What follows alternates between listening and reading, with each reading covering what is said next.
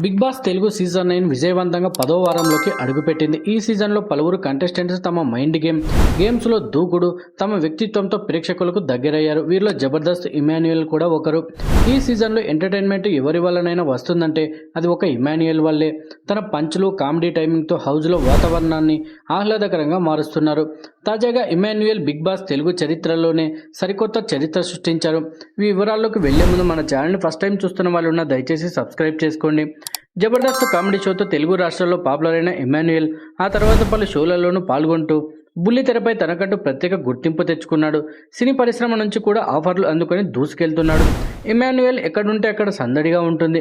అందరిపై జోకులు, పంచులు విసురుతూ నవ్వుతూ నవ్విస్తుంటాడు. బిగ్ బాస్ తెలుగులో కొత్త సీజన్ ప్రారంభమయ్యే ప్రతిసారి ఇమాన్యుయల్ పేరు వినిపిస్తూనే ఉంది.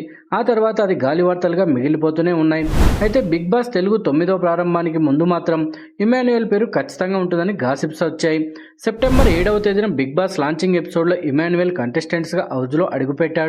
నాటి నుండి టాస్కులు, గేమ్స్లో దూకుడుగా ఉంటూనే అందరితో కలివిడిగా ఉంటున్నారు ఇమాన్యుయల్. హౌజ్లో తన ఫ్రెండ్ రీతు చౌదరి ఉన్నప్పటికీ ఆమెతోనే కాకుండా అందరితో ఫ్రెండ్లీగా ఉంటున్నారు. ఇప్పటి వరకు ఎలిమినేట్ అయిన ఏ కంటెస్టెంట్ కూడా ఇమాన్యుయల్ గురించి చెడుగా చెప్పలేదు. తాజాగా బిగ్ బాస్ తెలుగులో ఇమాన్యుయల్ చరిత్ర సృష్టించాడు.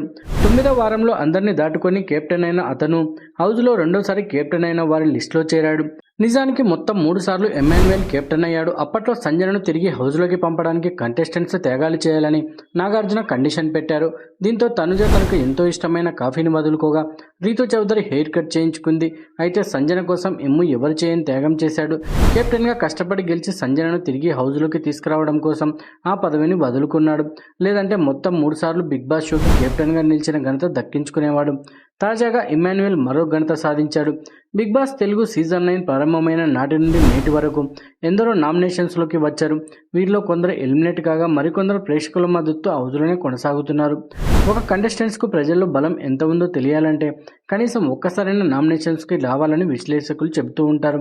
ప్రేక్షకుల నాడిని బట్టే బిగ్ బాస్ విన్నర్ ఎవరవుతారో కూడా అంచనాకు వస్తుంటారు.